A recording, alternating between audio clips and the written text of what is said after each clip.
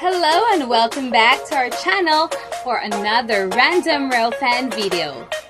Here we bring you Random Railfan videos from some of our fans and from other sources as well. Hi, I am Megan with StarBright Productions. Today we bring you trains in Uzbekistan. More specifically, we will take the Silk Road by train. We will be visiting the mysterious country of Uzbekistan from the former Soviet Republic. We will be meeting strong women, beautiful twins in uniform. And we'll see some very special camel driving techniques. We will travel from the deepest caves to the Aral Sea in Central Asia. If you are all set up now, we are off to our video. So, here we go, guys!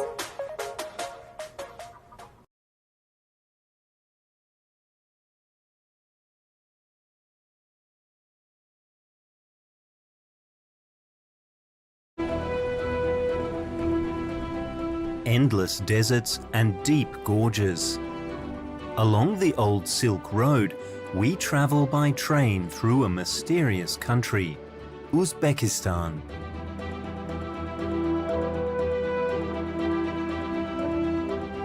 The former Soviet Republic is a country offering both 1001 Nights and communist-style prefabricated homes. A country with strong women, twins in uniform, and some very special camel driving techniques.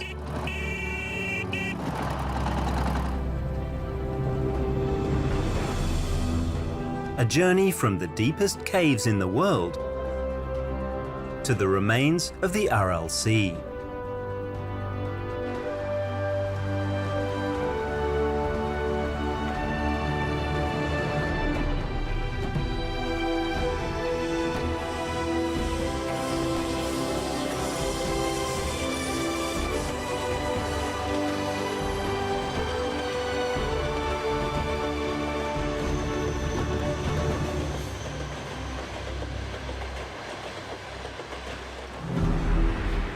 Tashkent, capital of the Presidential Republic of Uzbekistan, founded only in 1991.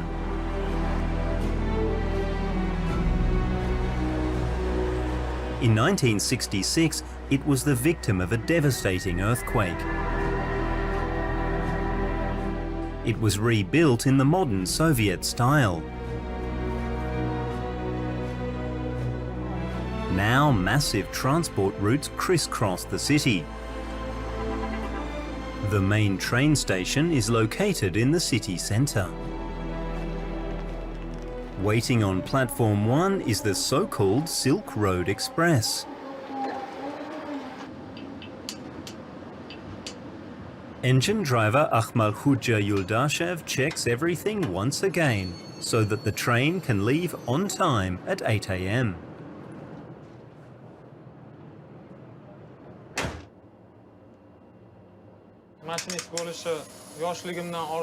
Even as a child, I dreamed of becoming a train driver because my father was one.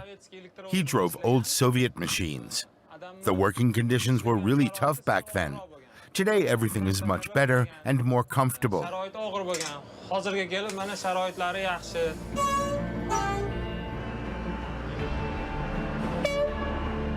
The railroad is still a lifeline for Uzbekistan and its 33 million inhabitants. It takes about 20 hours to go from Tashkent across the country to the east to the former shores of the Aral Sea. The road network is poor in Uzbekistan and flying is expensive. Because of this, most people just take the train.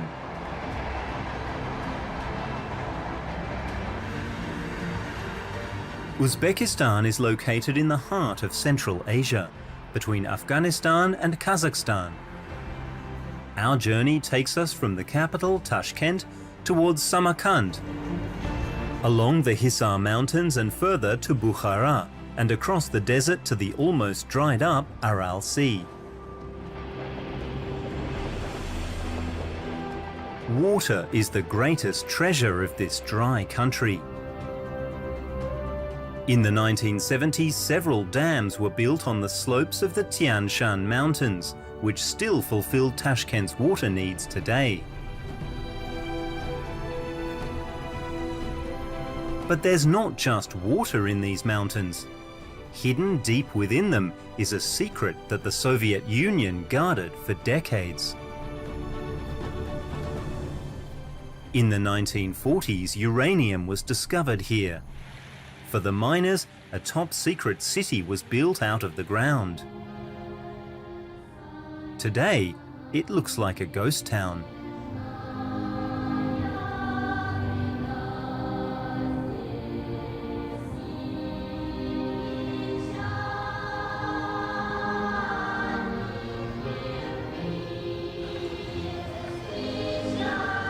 One of the last inhabitants of Yanyabad is Marat Enyakeyev, who was one of the first people born here 67 years ago. Every morning he makes his rounds. First stop, the daycare.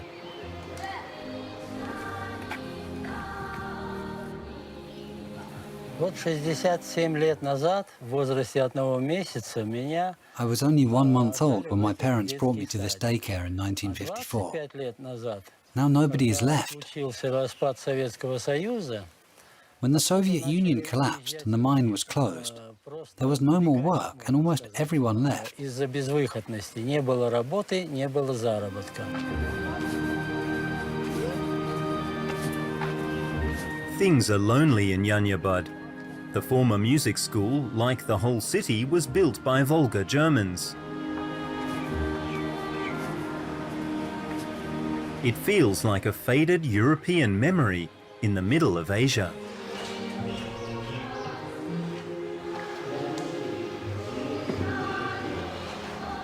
Я имел опыт обучения в этой школе 3 года на фортепиано. When I was a child, I took piano lessons here.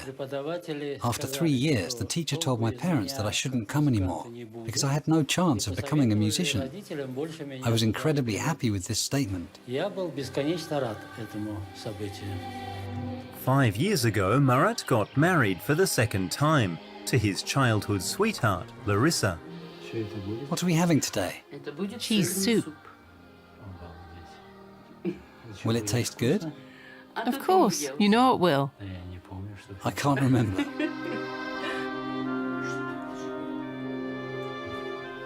There's new life in Yanyabad again. The Olympic boxing team is training here in the pleasant mountain air. Larissa and Marat have befriended young Sohiba and perhaps adopted her a bit.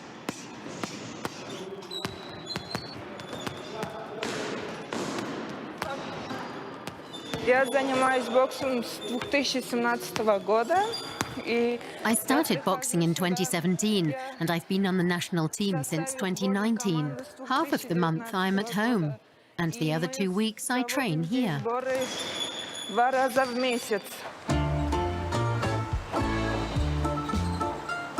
And the training is hard for the Olympic team. While boxers in other countries prepare for the competition in high-tech gyms, the coach in Uzbekistan has more rustic methods in mind.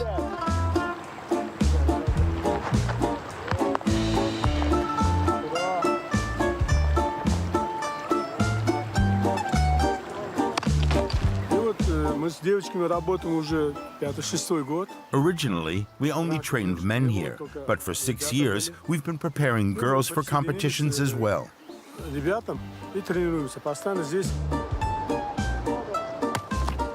And the regimen is strict. Get up at 5 o'clock, then an endurance run. After breakfast, training in the hall, followed by stone lifting at the river. I want to succeed. I hope to take part in the Olympic Games someday and win a gold medal.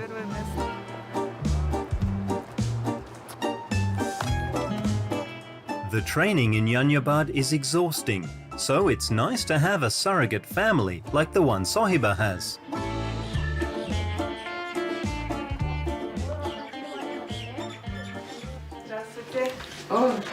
Greetings, my big girl.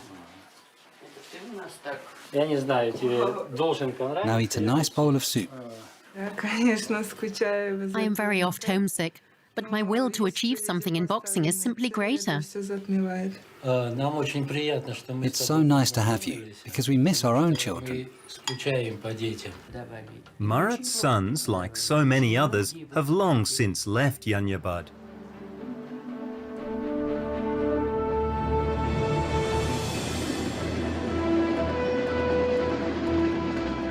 The Silk Road Express has left the mountains behind and is now moving through increasingly sparse vegetation.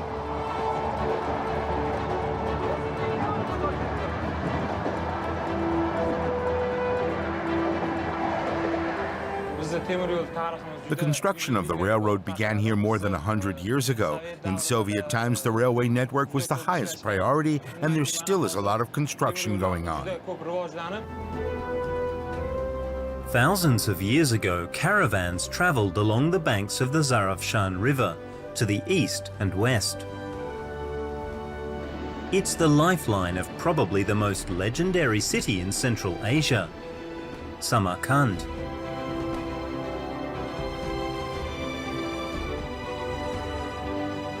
The center of the city, Registan Square. Today, a popular spot for photos, and in the 15th century, the site of the most prestigious university in the Islamic world. Uzbekistan is considered a police state, and recently even has special police for tourists. Twins Fatima and Zuhra were actually English teachers before they joined the police. Their beat, the Registan. To wear a uniform, it was a dream from our childhood, and how opening new department, the tourist police department, we were the first who started to work here. So I thought, it's me, and I took my sisters with me. Patrolling isn't that easy for the two of them, because the tourists want one thing above all, a photo with the twins in uniform. The people, especially teenagers, wanted to take a picture, and mostly girls. They wanted to be like policemen like us. This place was a hub for mathematics and astronomy in the 15th century.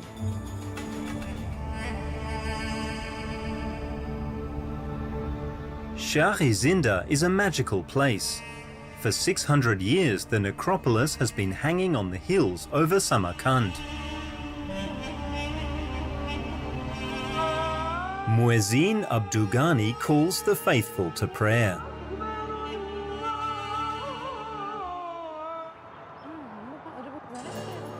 The large tomb lies within the twins' precinct. Because we work in this place, historical place, and when we have a nice relationship, I may say relationship, then work will be easy. If some troubles happened with tourists, we may work together.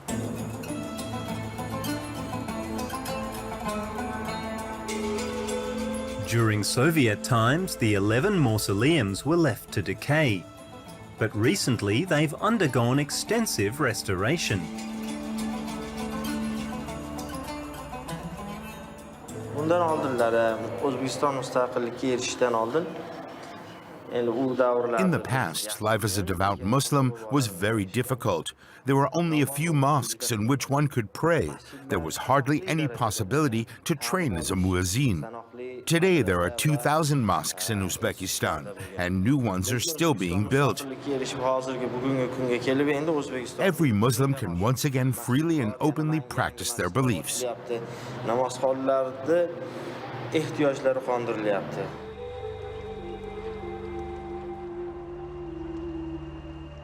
Muezzin Abdugani is also responsible for the care of the tombs. The most important place in the complex, the tomb of Abbas, who is said to have brought Islam to Samarkand. Sharaf desam bo'ladi, chunki bu majmua bir ulug' joy. For me, it is always a deep feeling of gratitude that I am given the honor of serving here. Majmuada asosan This is a holy place because Abbas, who lies here, was the Prophet's cousin. amakilari Abbosning o'g'illari dafn qilingan. It's evening in Samarkand. The police twins Fatima and Zuhra have been invited to their grandmother's house for a small family celebration.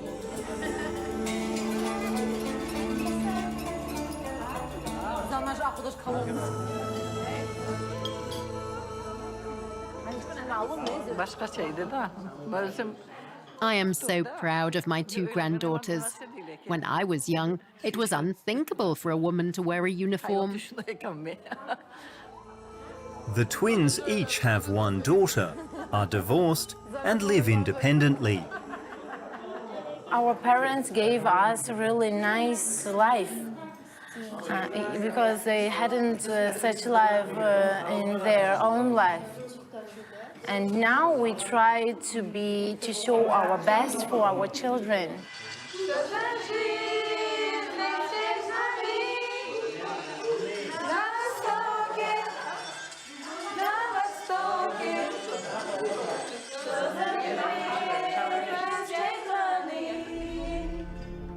To the east of Samarkand, mountains rise abruptly from the landscape.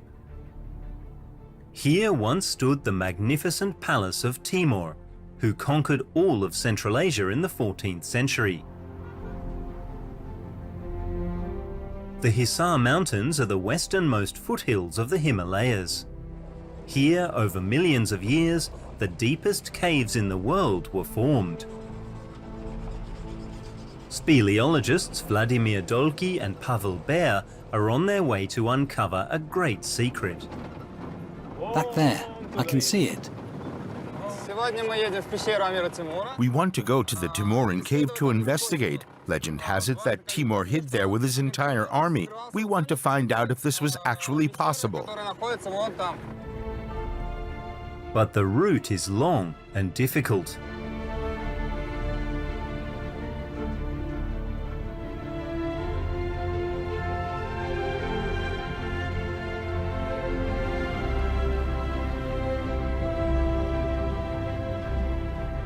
After 18 hours on bumpy roads in an all-terrain vehicle, they can continue only by foot.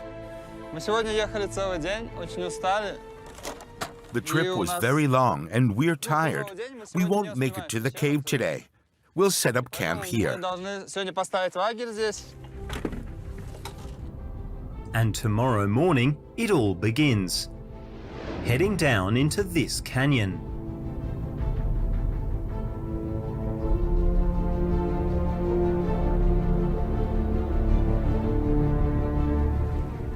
Vladimir and Pavel have been working together for 8 years now and have explored many caves.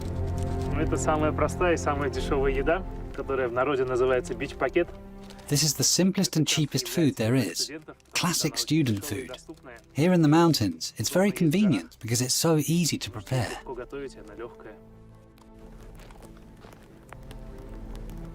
Here in the mountains, there's hardly any infrastructure. The two men are on their own. They must be careful, especially in the evening. After all, bears and leopards still live here.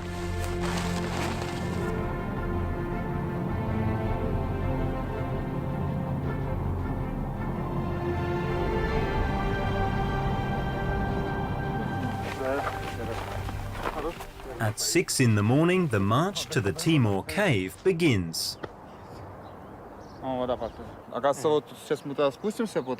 We have to go down here and then along the river through the gorge and then back up again.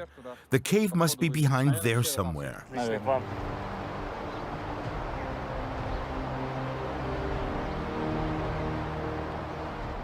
Down the steep cliffs, we go into the canyon, called the Kalai Sherkhan, the Lion Fortress.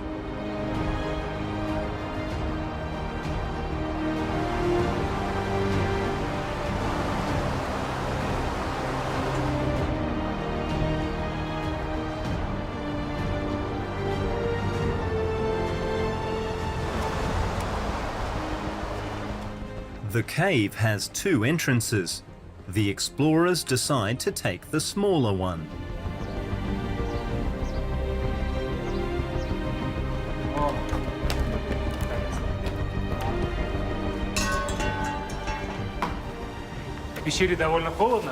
Inside the cave it will be very cold, so we need to dress warmly. We will try to explore as much of the cave as possible to see if the survival of many people here was possible at all. Most importantly, of course, is water. Without drinking water, no one could have survived here.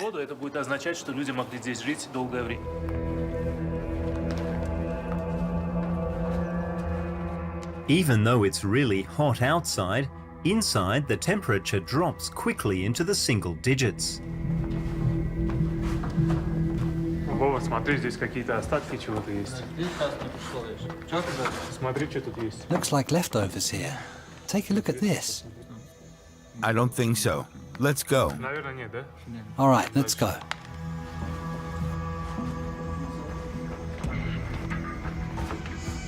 No more daylight reaches this part of the cave.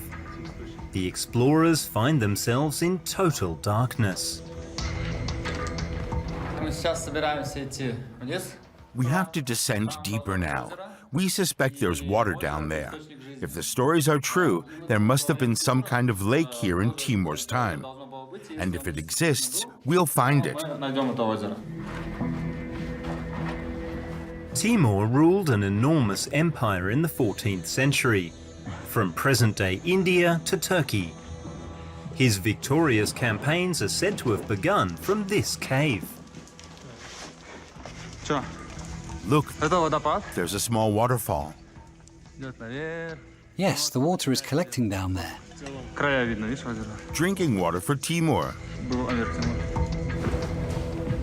But was water alone enough to keep hundreds of soldiers and maybe even their horses alive?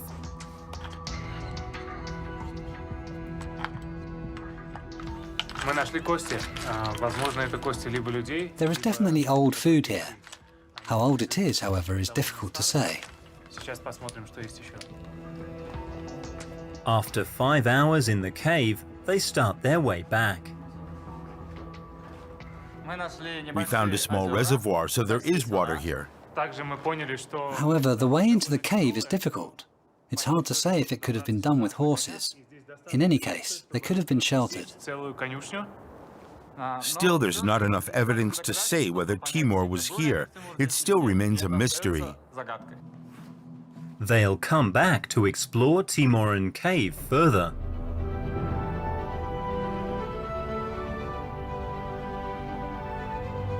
From here, it's less than 100 kilometers to Afghanistan. The Silk Road Express is now heading west again. Everyone has their own way to pass the time.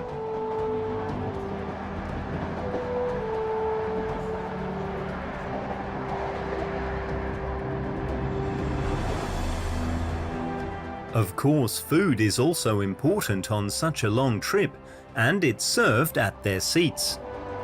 Like everywhere in the country, the national dish pilaf is on the menu. Rice with carrots and meat cooked on a coal stove. The sun and the stove push the temperature in here up over 60 degrees Celsius. It's really hard to cook in such heat. Uzbek cuisine is full of meat. Here, mutton goes with everything. The guests mainly want to eat pilaf or meat skewers, and God willing, I'll have enough to satisfy them all.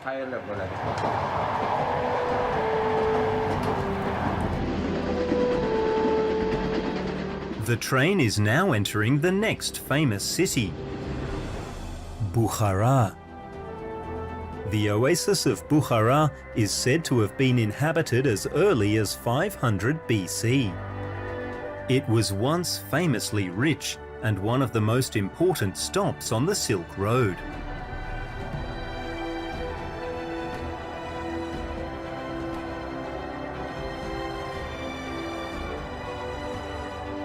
Bukhara lies some 2,800 kilometers northeast of Jerusalem, yet it's home to one of the oldest Jewish communities in the world. Daniel Matatov, son of the old rabbi, is a watchmaker here in Bukhara. He's rented 1 square meter from a small travel agency to carry out his business.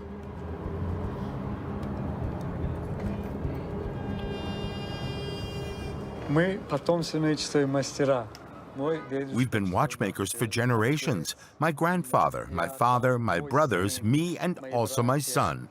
When my grandfather lived here, the Jewish community was huge. But as time went by, it became smaller and smaller.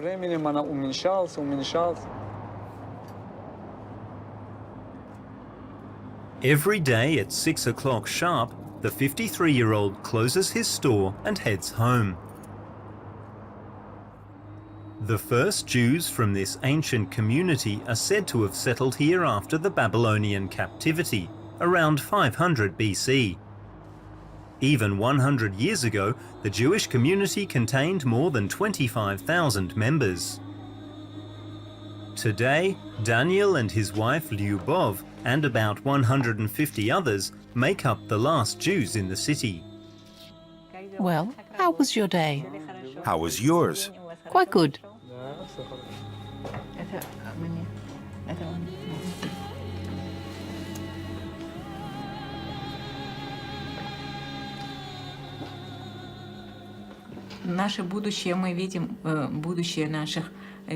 Our future, like that of our children, lies in Israel. What kind of life would that be, alone, without our children? We have to go where they and our grandchildren are, even though it will be very sad to leave this wonderful house behind. After her father-in-law, the old rabbi, died, the 49-year-old and her husband took care of the synagogue just across the street. Today, community members are preparing a memorial service for the dead.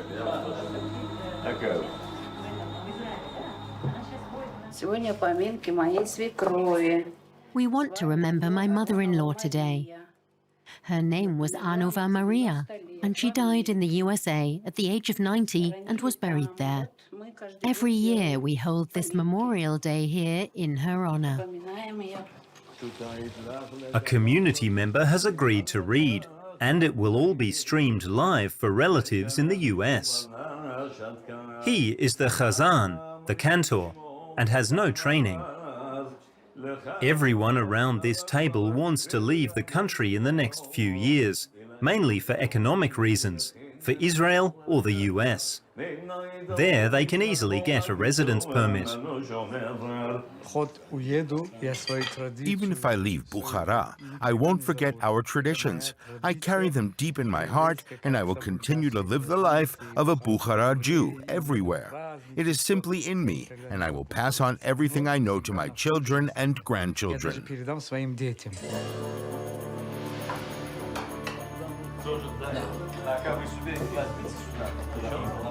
It seems that the 2,500-year-old history of the Bukhara Jews is about to come to an end. A religion that was indigenous here for over 1,000 years before Islam came.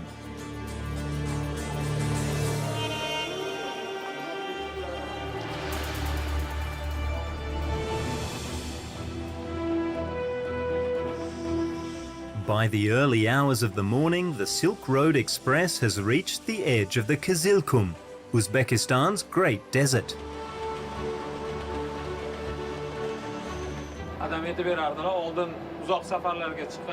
My father used to tell me how hard the work was, especially on long-distance trips. The sun shone so strongly on the metal roof of the locomotive that it became unbearably hot for the driver. Today it looks completely different. The driver's cab is comfortable, and we even have air conditioning. Unfortunately for those in the carriages, there's no air conditioning. Everyone tries to cool down in their own way.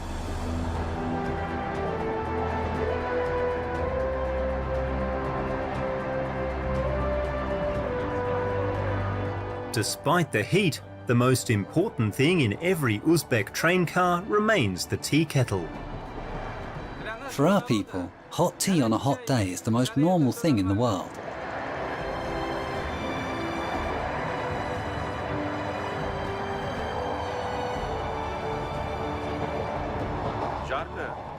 I've already taken off my shirt because of the heat. With a good working ventilation system, it would be more bearable here. But one rule still applies. If you drink cold water, you sweat more. If you drink hot tea, you sweat less. Kizilkum means red sand. The enormous desert stretches from the Karakum Desert in Turkmenistan through Uzbekistan to Kazakhstan. Originally, the desert was populated only by nomads, but was settled in Soviet times. Borders are unfamiliar to its inhabitants, so the Aldiarov family, originally from Kazakhstan, has been living on Uzbek territory for decades. Father Kalambai has decided that today should be a special day for his 13-year-old daughter.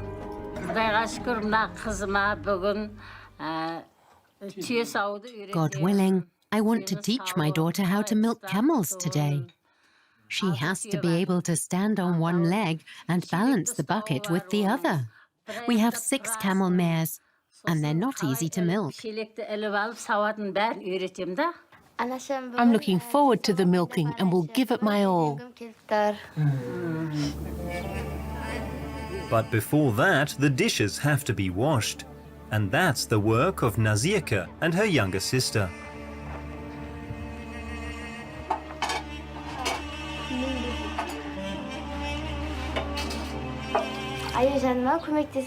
I'm happy to help in the kitchen, but now I enjoy working with the camels. But unfortunately, the camels, which are left to roam free, aren't there. And the father can't see them anywhere. The eldest son, Kalim John, is supposed to search for them. But before that, a refreshing bowl of camel milk. Then, off to find Papa's motorcycle.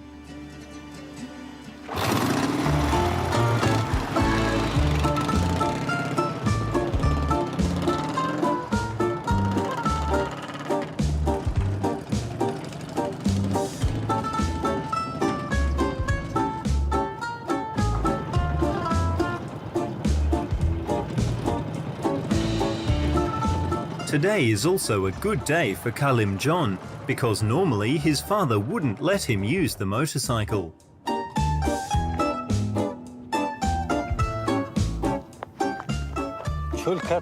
The desert is big, and there's no trace of the camels. But with God's help, I will find them.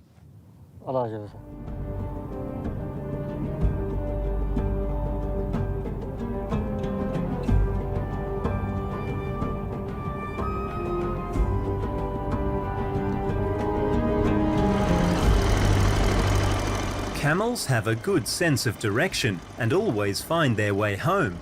But when? No one knows.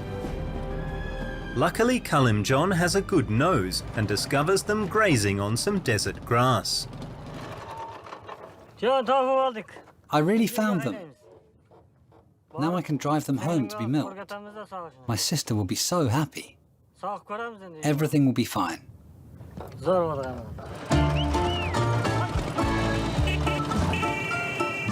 Kalim John has an unusual but effective driving technique.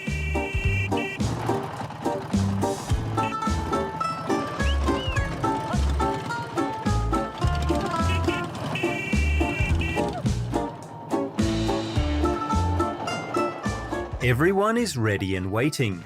The milking can finally start.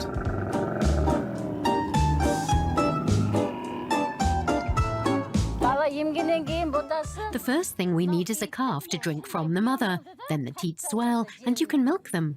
Look how nicely the milk comes out.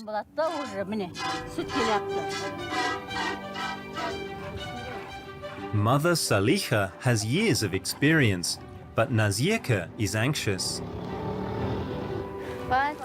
Now I'm scared. I hope the camels won't kick me. Don't worry, you don't have to be afraid.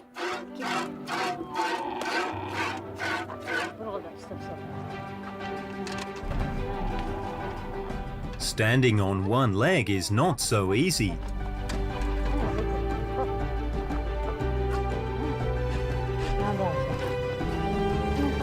But then somehow it all works.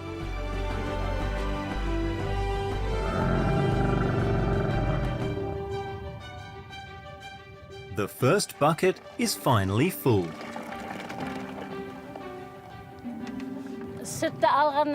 Most of the time we sell the milk at the market.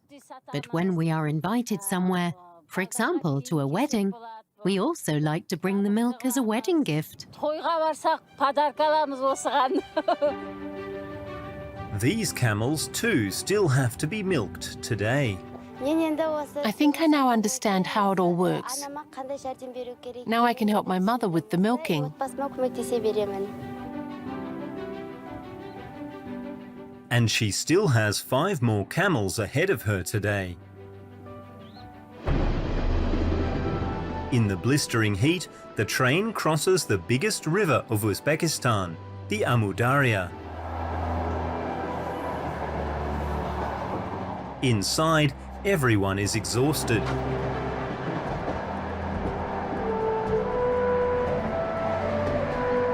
And the onboard restaurant has already closed.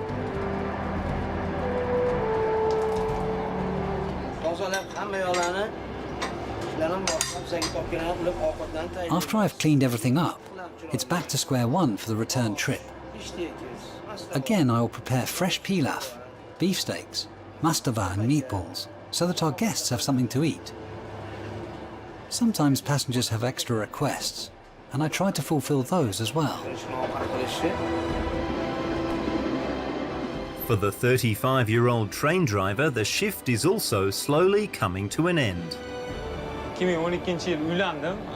I got married in 2012 and had a son. He's in the 3rd grade and loves everything about trains. He's constantly playing with his little diesel and steam locomotives. When I come home, he always asks, "Dad, where have you been? How was your trip?" He's just interested in everything. If he becomes a train driver someday, that would make me very proud.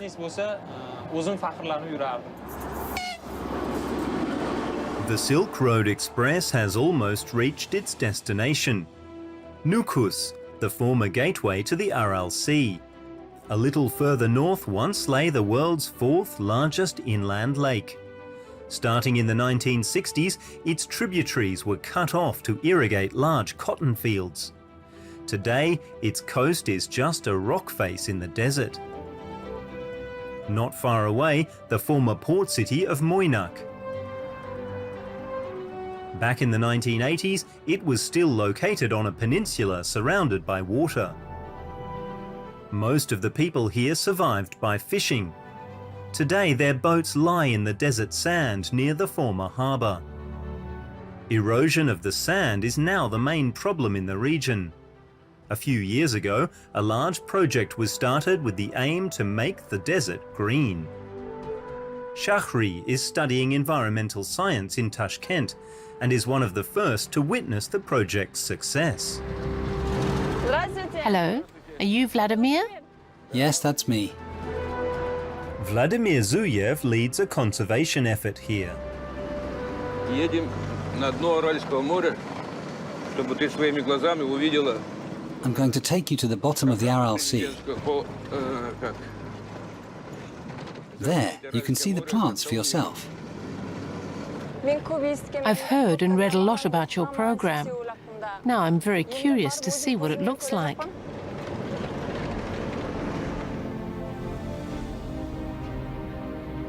In the early 1960s, the Aral Sea was about the size of Bavaria. Everything that's now called Aralkum or Aral Desert was covered with water. To the right of the path, the first results of the planting project are already visible.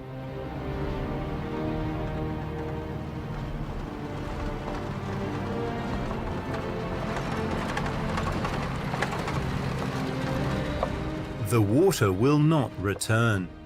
The hope now is to bring the constant sandstorms under control.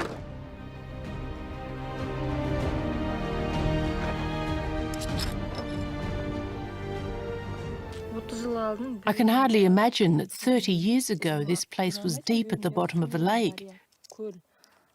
Today people just walk around here. Unimaginable.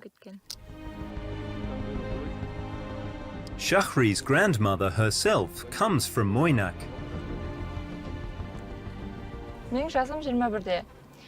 I'm 21 years old, and when I was born, the water here had already disappeared. Now with the plants, we can at least stop the sand from eroding. You can always do something. That's why I'm so interested in ecology. The roots of the bushes reach deep into the earth and provide support. Where do the bushes come from, and how do you plant them?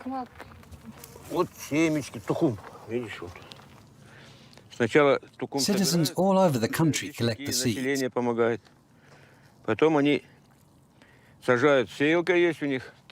They are then distributed either by tractor or even from an aeroplane over the desert.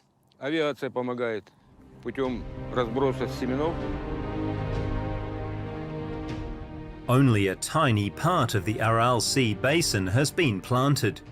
It seems to be working, which gives the people here hope. Let's go. I'll show you the best part.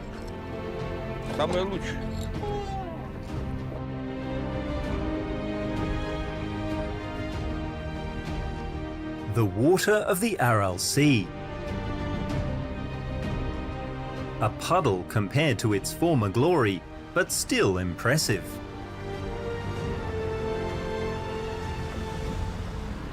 Vladimir's father is still a fisherman, and he himself has a very special connection to the water.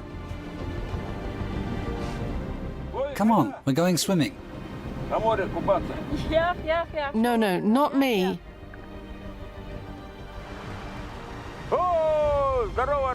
Hello, Aral Sea. Here is your son, Vladimir.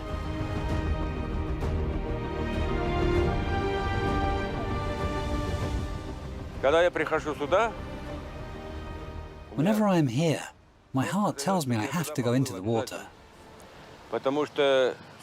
My whole life is connected with this water, this sky and this earth.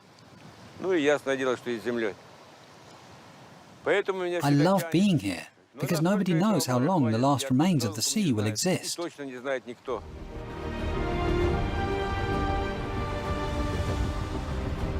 Despite his moving words, he can't persuade Shahri to join him.